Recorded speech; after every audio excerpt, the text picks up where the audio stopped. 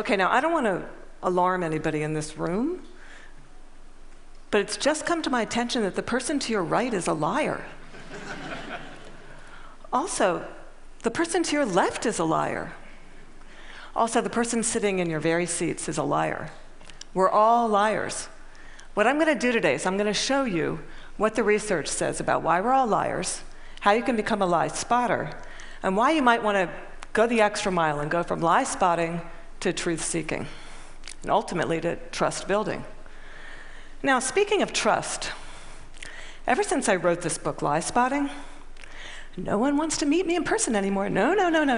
They say, it's okay, we'll email you. I can't even get a coffee date at Starbucks. My husband's like, honey, deception. Maybe you could have focused on cooking. How about French cooking? So before we get started, what I'm going to do is I'm going to clarify my goal for you, which is not to teach a game of gotcha. Lie spotters aren't those nitpicky kids, those kids in the back of the room that are shouting, gotcha, gotcha. Your eyebrow twitched. You flared your nostril. I watched that TV show, Lie to Me. I know you're lying. No. Lie spotters are armed with scientific knowledge of how to spot deception. They use it to get to the truth, and they do what mature leaders do every day. They have difficult conversations with difficult people, sometimes during very difficult times. And they start up that path by accepting a core proposition. And that proposition is the following: lying is a cooperative act. Think about it. A lie has no power whatsoever by its mere utterance. Its power emerges when someone else agrees to believe the lie. So I know it may sound like tough love, but look, if at some point you got lied to, it's because you agreed to get lied to. Truth number one about lying: lying's a cooperative act. Now, not all lies are harmful. Sometimes we're willing participants in deception for the sake of social dignity, maybe to keep a secret that should be kept secret. We say, nice song. Honey, you don't look fat in that, no. Or we say, favorite of the digerati. You know, I just fished that email out of my spam folder. I'm so sorry. But there are times when we are unwilling participants in deception, and that can have dramatic costs for us. Last year saw $997 billion in corporate fraud alone in the United States. That's an eyelash under $1 trillion. That's 7% of revenues. Deception can cost billions. Think Enron, Madoff, the mortgage crisis, or in the case of double agents and traitors like Robert Hansen or Aldrich Ames, lies can betray our country. They can compromise our security. They can undermine democracy. They can cause the deaths of those that defend us. Deception is actually serious business. This con man, Henry Oberlander, he was such an effective con man, British authorities say he could have undermined the entire banking system of the Western world. And you can't find this guy on Google. You can't find him anywhere. He was interviewed once, and he said the following. He said, look, I've got one rule. And this was Henry's rule. He said, look, everyone is willing to give you something. They're ready to give you something for whatever it is they're hungry for. And that's the crux of it. If you don't want to be deceived, you have to know, what is it that you're hungry for? And we all kind of hate to admit it. You know, we kind of wish we were better husbands, better wives, smarter, more powerful, taller, richer, the list goes on. Lying is an attempt to bridge that gap, to connect our wishes and our fantasies about who we wish we were, how we wish we could be, with what we're really like. And boy, are we willing to fill in those gaps in our lives with lies. On a given day, studies show that you may be lied to anywhere from 10 to 200 times. Now, granted, many of those are white lies. But in another study, it showed that strangers lied 3 times within the first 10 minutes of meeting each other. Now, when we first hear this data, we recoil. We can't believe how prevalent lying is. We're essentially against lying. But if you look more closely, the plot actually thickens. We lie more to strangers than we lie to coworkers. Extroverts lie more than introverts. Men lie 8 times more about themselves than they do other people. Women lie more to protect other people. If you're in an average married couple, you're going to lie to your spouse in 1 out of every 10 interactions. Now, you may think that's bad. If you're unmarried, that number drops to 3. Lying's complex. It's woven into the fabric of our daily and our business lives. We're deeply ambivalent about the truth. We parse it out on an as-needed basis, sometimes for very, very good reasons, and other times just because we don't understand the gaps in our lives. That's truth number 2 about lying. We're against lying, but we're covertly for it in ways that our society has sanctioned for centuries and centuries and centuries. It's as old as breathing. It's part of our culture. It's part of our history. Think Dante, Shakespeare, the Bible, news of the world. Lying has evolutionary value to us as a species. Researchers have long known that the more intelligent the species, the larger the neocortex, the more likely it is to be deceptive. Now, you might remember Coco. Does anybody here remember Coco the gorilla, who was taught sign language? Coco was taught to communicate via sign language. Here's Coco with her kitten. It's her cute little fluffy pet kitten. Coco once blamed her pet kitten for ripping a sink out of the wall. We're hardwired to become leaders of the pack. It starts really, really early. How early? Well, babies will fake a cry, pause, wait to see who's coming, and then go right back to crying. 1-year-olds learn concealment. 2-year-olds bluff. 5-year-olds lie outright. They manipulate via flattery. 9-year-olds, masters of the cover-up. By the time you enter college, you're going to lie to your mom in 1 out of every 5 interactions. By the time we enter this work world, and we're breadwinners, we enter a world that is just cluttered with spam, fake digital friends, partisan media, ingenious identity thieves, world-class Ponzi schemers, a deception epidemic. In short, what one author calls a post-truth society. It's been very confusing for a long time now. What do? Well, there's steps we can take to navigate our way through the morass. Trained lie spotters get to the truth 90% of the time. The rest of us are only 54% accurate. Why is it so easy to learn? Well, they're good liars and they're bad liars. They're no real original liars. We all make the same mistakes. We all use the same techniques. So what I'm going to do is I'm going to show you 2 patterns of deception, and then we're going to look at the hot spots and see if we can find them ourselves. We're going to start with speech. I want you to listen to me. I'm going to say this again. I did not have sexual relations with that woman, Miss Lewinsky. I never told anybody to lie, not a single time, never. These allegations are false, and I need to go back to work for the American people. Thank you. Okay, what were the telltale signs? Well, first we heard what's known as a non-contracted denial. Studies show that people who are overdetermined in their denial will resort to formal rather than informal language. We also heard distancing language, that woman.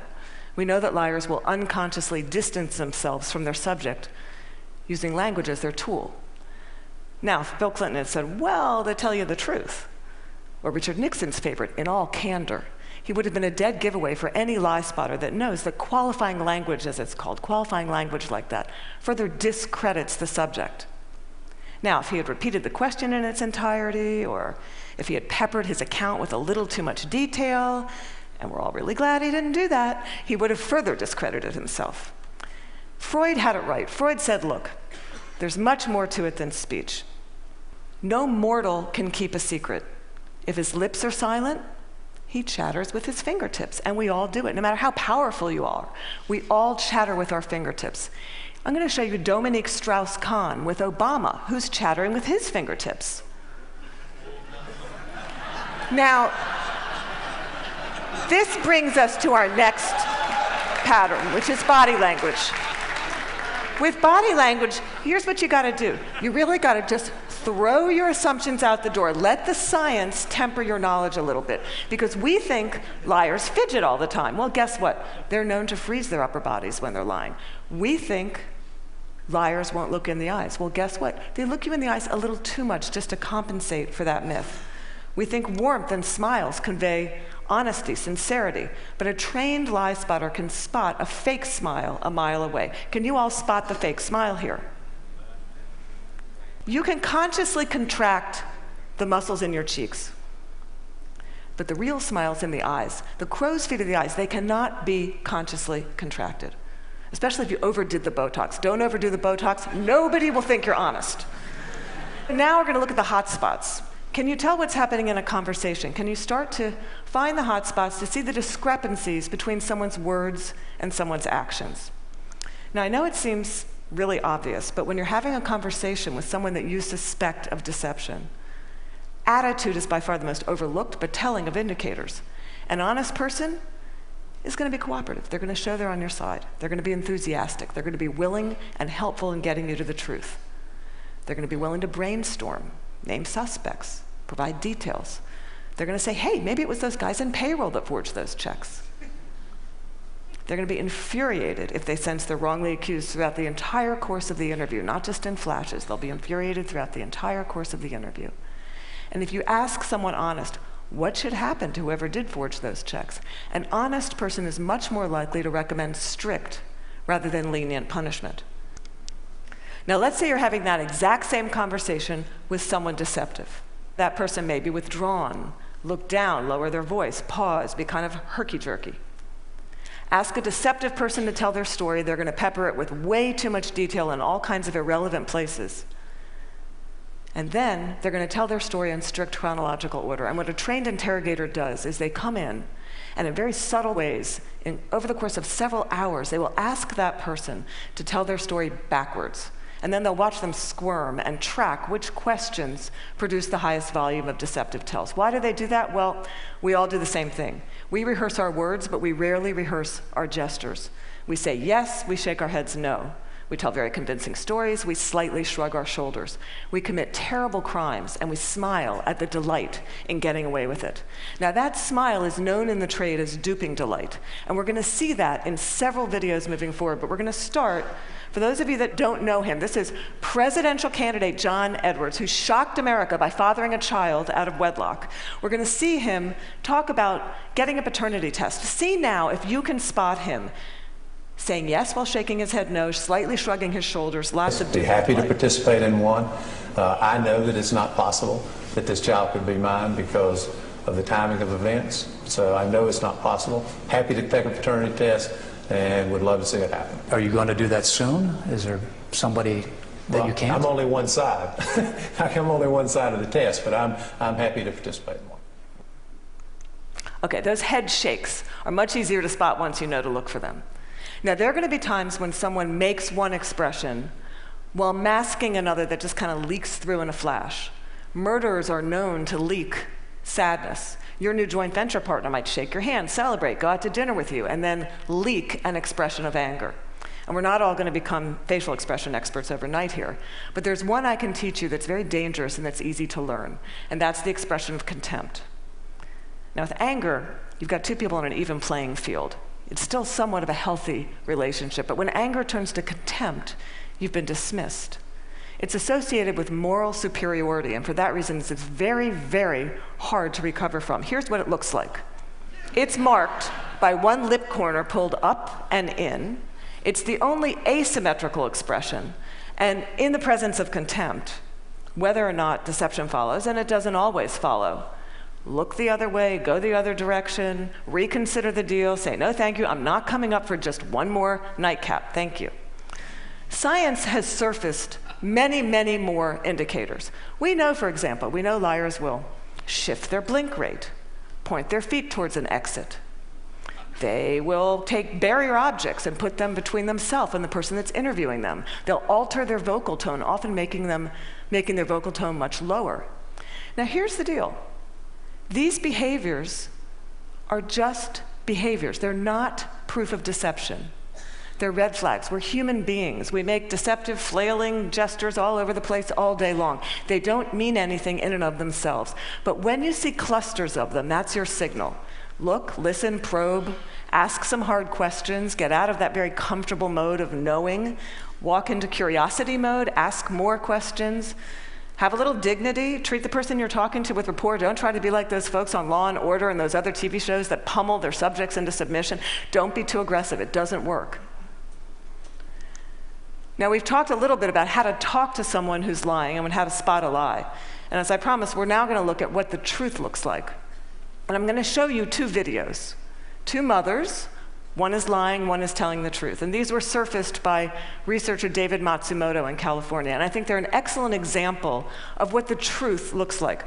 This mother, Diane Downs, shot her kids at close range, drove them to the hospital while they bled all over the car, claimed a scraggy-haired stranger did it. And you'll see when you see the video, she can't even pretend to be an agonizing mother. What you want to look for here is an incredible discrepancy between horrific events that she describes and her very, very cool demeanor. And if you look closely, you'll see duping delight throughout this video. But at night, when I close my eyes, I can see Christy reaching her hand out to me while I'm driving, and the blood just keep coming out of her mouth. And that, maybe it'll fade too with time, but I don't think so.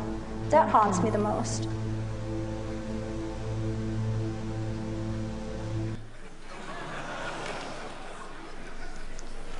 Now I'm going to show you a video of an actual grieving mother, Erin Runyon, confronting her daughter's murderer and torturer in court. Here you're going to see no false emotion, just the authentic expression of a mother's agony. I wrote the statement on the 3rd anniversary of the night you took my baby. And you hurt her, and you crushed her, you terrified her, until her heart stopped. And she fought, and I know she fought you. I know she looked at you with those amazing brown eyes, and you still wanted to kill her. And I don't understand it, and I never will. Okay, there's no doubting the veracity of those emotions. Now, the technology around what the truth looks like is progressing on, the science of it. We know, for example, that we now have specialized eye trackers, infrared brain scans, MRIs that can decode the signals that our bodies send out when we're trying to be deceptive. And these technologies are going to be marketed to all of us as panaceas for deceit. And they will prove incredibly useful someday. But you've got to ask yourself, in the meantime, who do you want on your side of the meeting? Someone who's trained in getting to the truth, or some guy who's going to drag a 400-pound electroencephalogram through the door? Lie spotters rely on human tools. They know, as someone once said, character's who you are in the dark. And what's kind of interesting is that today we have so little darkness. Our world is lit up 24 hours a day. It's transparent, with blogs and social networks broadcasting the buzz of a whole new generation of people that have made a choice to live their lives in public. It's a much more noisy world. So one challenge we have is to remember, oversharing, that's not honesty. Our manic tweeting and texting can blind us to the fact that the subtleties of human decency, character, integrity, that's still what matters. That's always what's going to matter. So in this much noisier world, it might make sense for us to be just a little bit more explicit about our moral code. When you combine the science of recognizing deception with the art of looking, listening, you exempt yourself from collaborating in a lie. You start up that path of being just a little bit more explicit because you signal to everyone around you. You say, hey, my world, our world, it's going to be an honest one. My world is going to be one where truth is strengthened and falsehood is recognized and marginalized. And when you do that, the ground around you starts to shift just a little bit. And that's the truth. Thank you.